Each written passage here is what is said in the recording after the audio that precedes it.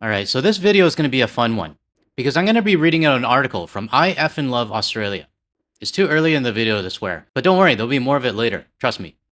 But this article that he wrote, and it's titled, Dear USA, When You Were Awesome. He goes through his version of his breakup with the United States. Everything from his childhood, how he looked up to the United States, how he wanted to be there. When 9/11 happened, we all felt as devastated as the United States. And he gives his feelings on the wars that the United States started, and Australia, sending their troops to die alongside the United States. Then the feeling of betrayal that we all feel right now. So this article I think will hit home for a lot of people. It did for me. And when I was reading this article, I was asking myself, hey GTL, why can't you explain yourself like this? Not explain yourself, but express yourself. So I'm going to read this article out to everybody, and every single word that he wrote is 100% how I feel. And I'm dedicating this video to my Australian viewers. I know there's a lot of you. You're the 4th largest country when it comes to my viewers. So I know the Aussies will understand the pain and frustration when I'm reading this out. Now, just before I start, I'm going to read the whole thing, because everybody needs to hear this. So if you're just listening or cooking or doing something else, you're going to want to pay attention to this one. And for my visually impaired audience, don't worry, I got your back. The article starts off, you might be cool, but you'll never be purple safari suit cool. For the visually impaired, it's a photo of him probably about 5 years old in a suit. I was 5 years old at St. Mary's South Primary School when I first fell in love with you. Referring to the United States, I think. Her name was Miss Hess, blonde hair, an accent I've never heard before in my whole short life. I remember her standing at the front of the kindergarten classroom and being absolutely mesmerized. I asked her where she was from. She told me she was from the United States of America, somewhere down south, Alabama maybe. I don't remember exactly. I didn't even know what the United States even was at the time.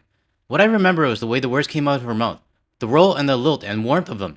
They sounded like films we already started watching. They sounded like everything good. A 5-year-old in Western Sydney doesn't have the words for I'm infatuated by my kindergarten teacher because she's from a magical place. But I was, completely. And from that moment, you had me. That's how it started, with a blonde American lady at the front of the New South Wales classroom, telling a barefoot Aussie kid about the country that she's from. You can build the rest of a life on a foundation that small. I did. Because you were the greatest country on the face of the bloody earth. Everyone knew it. Everyone said it. The dream was to go there one day, to stand under the Statue of Liberty and look up, to stand on the rim of the Grand Canyon and look down, to walk over the Golden Gate Bridge, to get a photo of the Empire State Building, to lose your shirt at a Las Vegas card table, to take your kids to Disneyland, to eat a hot dog in Times Square. You sent us Hollywood and we ate it at whole. You sent us Indiana Jones and Marty McFly and Han Solo. You sent us Bruce Springsteen and Stevie Wonder and Aretha Franklin. Just to clarify one thing, Canada sent Marty McFly. And though he was born in Edmonton, Michael J. Fox is a hometown hero in Burnaby, British Columbia. Back to the article. You sent us the moon landing on a grainy footage and we watched it in school assemblies. We were hypnotized by the technology of advanced civilization, as if we were still rubbing 2 sticks together, trying to discover fire. When Crocodile Dundee went to New York, I went with him. Every Aussie kid did. We sat in our lounge rooms halfway around the world, and walked the streets through mixed eyes, and the whole thing felt close enough to touch. Like maybe one day, we'd get there too. When I was a teenager, my uncle bought a Rambler Matador, big American sedan. Chrome you could see your face in. Then a Rambler X, big 2-door coupe. He called it the big American job, and I'd run my hands down the panel like I was touching a piece of country itself. I felt so proud sitting up in that front seat, turning heads everywhere we go. He'd go to Vegas every chance he got. He'd come back with stories, the casinos, the lights, the buffets the size of a school hall, the way the air conditioning hit you when you walked into a hotel lobby, the way the dealers called you sir, the way the whole place seems to exist on a scale Australia couldn't compete with. Now, I'm going to pause here for a moment because I think all Canadians need to understand this. Something I realized when I started working overseas. Everything that I just read out right now, visiting the Statue of Liberty, going to the Empire State Building, going to Las Vegas, going to the Grand Canyon. Some of this stuff to us as Canadians is just like a normal Wednesday for us. We've been to these places and experienced it, and it's not that big of a deal to us anymore. And this is all due to proximity. I mean, when you're next door neighbor to the meth lab, it's easy for us to get to. But when you're halfway around the world, you don't get this luxury. Well, I don't know if I would call it luxury anymore. But these iconic locations in the United States, the Grand Canyon, Times Square, Las Vegas, Disneyland. These soft power assets that the United States has been places that people around the world want to see, and it's their dream to see it. I mean, for me, I've seen Hollywood, but for people around the world, they would love to experience Hollywood Boulevard. Before COVID, when I was traveling for work from locations that are nowhere near the United States, people would ask me, what's it like to be in Times Square? Or what's it like to be in Hollywood? Or what's it like to go to Las Vegas? Now, the sentiment is very different. People used to want to go to the United States to see these tourist attractions, but now they do not. And to kill your reputation like this within 15 months, I'll be honest, it's actually pretty impressive to kill your reputation in that short amount of time. Alright, let me get back to the article. I'd sit there as a teenager and listen to him with the same wide-eyed awe a 5-year-old had with Miss Hess. You were still the dream, still the place, still everything good and big and possible. The richest people on the face of the earth, Wall Street, Manhattan, Texas, California. The kind of country a kid from Western Sydney could only get to by saving every coin for a decade. Friends would come back from their own trips with their own stories, and I'd absorb every one of them. The skylight at night, the redwoods, the size of the steak, the taste of a Coke from a glass bottle. You were a country, and you were also a feeling, and you were also a promise. Then one Tuesday morning, your towers fell. I remember exactly where I was. I remember the heaviness in my chest that didn't lift all day. I remember the pounding headache that wouldn't quit. I remember feeling the physical ill in a way I could not put words into, because I was feeling shock, or fear, or it was grief. The grief of a kid watching the older brother he idolized get sucker punched on live television. We watched the people jumping. We watched firefighters running in. We watched a country built on optimism take the worst hit of its history. And we cried for you. Not the polite kind of crying. The proper, shoulder-shaking, can't believe this is happening kind. We had our own dead in those towers too. Australians who were there just for work, for love, for long weekends. They died with your dead, and we mourned them together. It was a musketeer thing. All for one, one for all. That's what we were to you, and that's what we believe you were to us. And when you went to war, we went with you. Bush invaded Iraq on the back of a lie about weapons of mass destruction, and somewhere deep down, a lot of us knew that was a stretch. But the wound of 9/11 was still raw, and we were not going to leave our mate alone in the room, so we went. Vietnam, Iraq, Afghanistan, 3 of the bastards, wars you started, half of which was wrong before the first boot hit the dirt. But we didn't cut, we didn't run.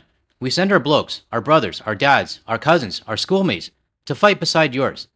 We buried our diggers under flag-draped coffins, Long Tan, Terran Colt. Oh, I'm sure I mispronounced that one. The whole bloody mess of it. We stood with you, because that's what mates are meant to do. Even when you fucked up, even when you caused the wrong, we showed up. Because that's what the little boy at St. Mary's South had been taught to do. That America was worth dying beside. That the bond was real. Somehow along the way, you started losing your mind in public. It happened gradually at first. The kid from the kindergarten classroom, now a grown man, didn't notice right away. He noticed Hollywood went a bit dark. He noticed your news started screaming. He noticed your politicians stopped looking like leaders and started looking like grifters. He noticed your churches got loud and your guns got louder. He noticed the kids getting shot in their classrooms while you did nothing. He noticed Charlottesville. He noticed Ferguson. He noticed the first grinding way you couldn't seem to fix things you used to be so proud of fixing. The boy from Miss Hess' kindergarten was watching his older brother slowly come apart on the kitchen floor. Now pausing here for a minute, but the author just described me. I'm not afraid to admit it. I was so intertwined with the United States that I slowly started to notice that they were unraveling. The signs were there. I mean, I didn't really pay attention to them when they happened, but just over the last 15 months, I really started looking back and realized that the older brother just picking on us, making jokes about us. That wasn't actually a joke. That was them looking down on us and the rest of the world. Okay, let me get back to the article. And then you elected him, twice. A man found liable at your course for sexual abuse. An adjudicated R-word, I'm not going to say it on my channel. A convicted felon. An insurrectionist who sent a mob to murder his own vice president and then watched it on the telly with a Diet Coke. A thrice bankrupt steakhouse hustler. A spray-tan pardoner of pedophiles who took his pen, once back in the Oval Office, and walked R-words and child abusers out of prison because they wore the right hat on the right day. This is who 77 million of you chose, not once, but twice. 3rd time's a charm, with more votes the 2nd time than the 1st. The boy from St. Mary's South could not believe it, refused to believe the 1st time, wept the 2nd. And how could this bloke repay the country that bled beside you for half a bloody century? He pissed and shit all over the free trade deal we signed in good faith, slapped tariffs on Australia, on Canada, on Britain, on every mate who showed up when it mattered. After Long Tan, after Terran Coke, again. After every coffin was sent home from a war that you started, he treated us like an enemy. And then he said about the rest of the world, threatened to annex Canada like it was a monopoly square, threatened Greenland, belittled prime ministers in the Oval Office on camera, disparaged NATO, cuddled up with Putin while telling Ukraine they were on their own, shook down friends, rewarded dictators.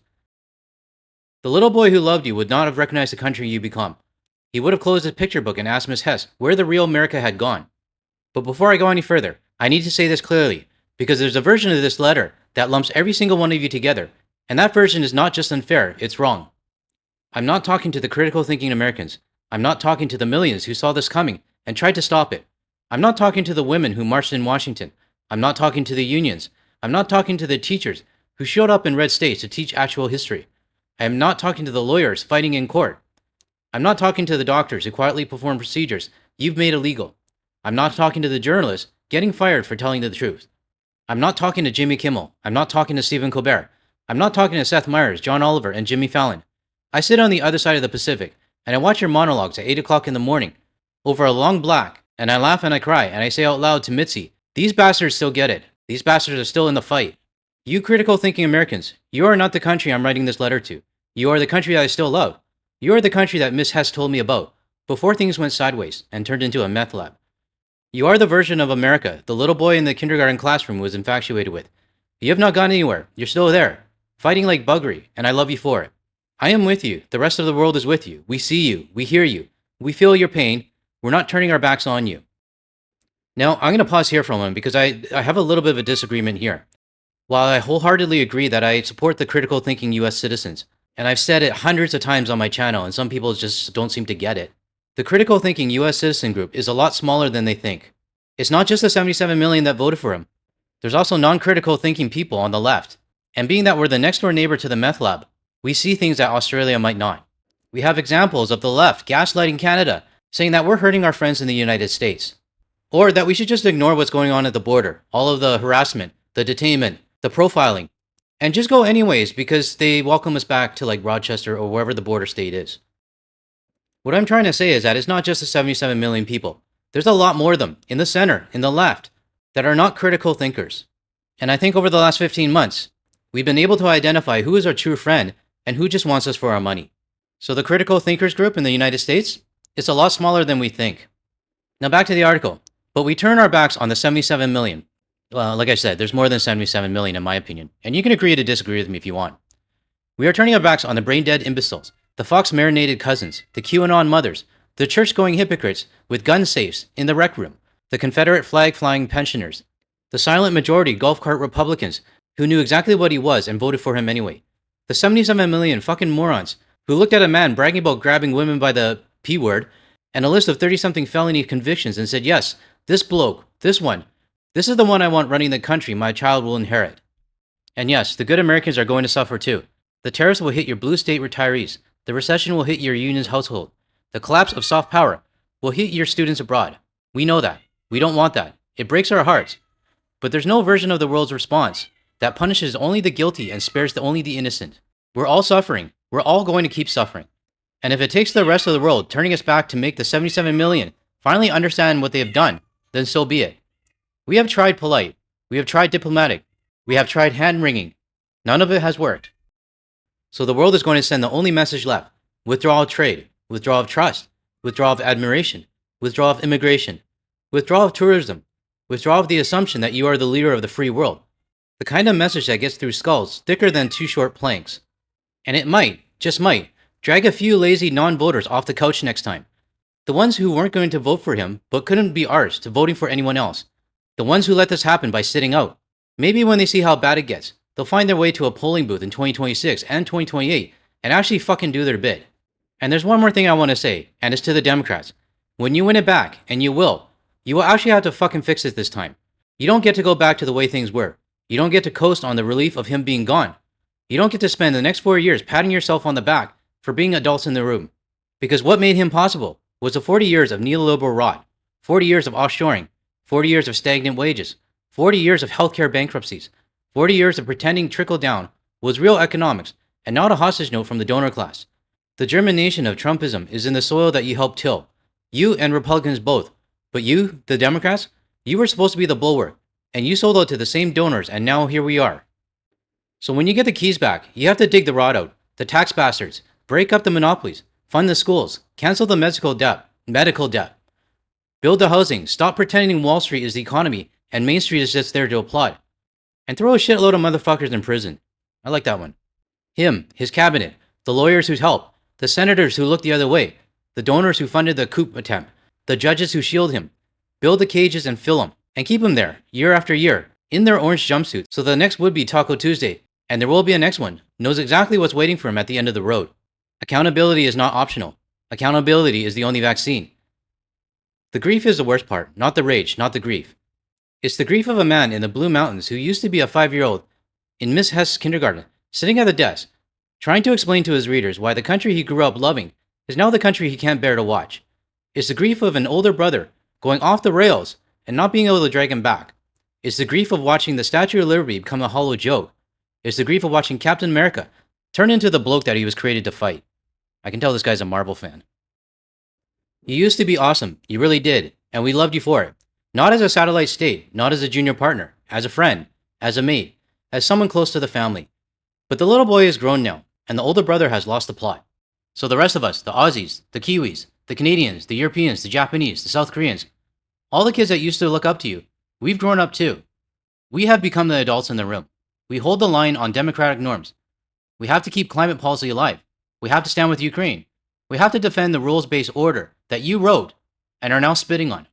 The student has become the teacher because the teacher had a stroke and is yelling at the wheelie bins. What's a wheelie bin? Okay, I just looked it up. Is a garbage can or a garbage bin?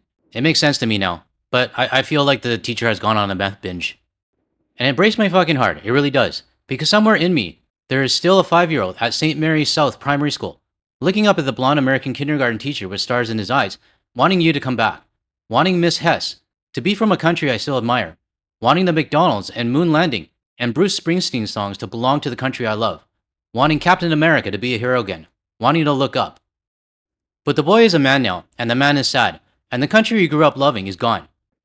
We will love what you used to be for as long as we can remember it, and we will mourn what you become for the rest of our lives.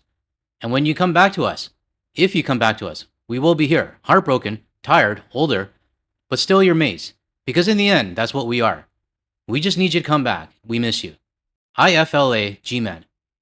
Now, I know there's quite a few of you that follow I Love Fucking Australia Substack, and he writes great articles. And this one actually hit home for me. Because that 5-year-old kid, he was me. Although I didn't have a kindergarten teacher that was from the United States.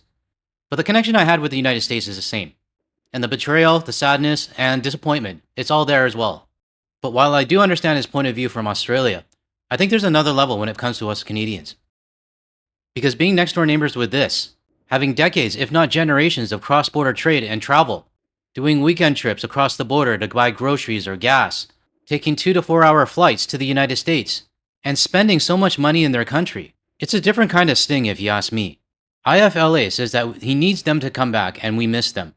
And I agree with that. We need the United States to go into rehab. I mean, for the global order's sake. But do we miss them? Well, this is just me and my opinion only. I don't know if I do miss them or not. I do miss the critical thinking US citizens and I will always support them. But do I miss the United States as a whole? It's a question I don't know how to answer right now, and I probably can't because I'm going to flip back and forth. But what I do know is that the relationship between me and the United States is forever changed. And I would need to see significant changes in the United States, not just on a government level, but citizen level as well. And to be honest, I don't know if that'll happen in my lifetime. But for the critical thinking United States citizens, you have my support. I just do it from afar. To the author, I Love Fucking Australia, I'm happy to share this article with my community, because I wholeheartedly agree with everything you said. But being that I'm Canadian, there's a few extra layers on top of this as well. To close off this video, I would like to thank Bev for posting this on the Guard the Leaf Hey Cafe page, and she took this photo from St. Anthony's in Newfoundland and Labrador. I know my mom wants to head out that way to take pictures of the icebergs, so hopefully this year or next year she'll have the opportunity. But I thank you for sharing this with the community. For those of you who are still here listening, I really thank you for your support and watching to the end. I know this was a bit of a longer one, but I think this was a good video. And to my Australian viewers, I thank you for your support towards Canada and also to my channel. And I'm actually really excited to be visiting your country in Q4. If you found any value in anything I said today, or you want to hear more from a Canadian and international point of view without the US media bias, make sure you hit that like and subscribe button below. That way you'll be notified of my future videos. And if you want to see more of my videos, check out the ones that are going to show up on your screen shortly. Thanks everyone, I'll catch you in the next one.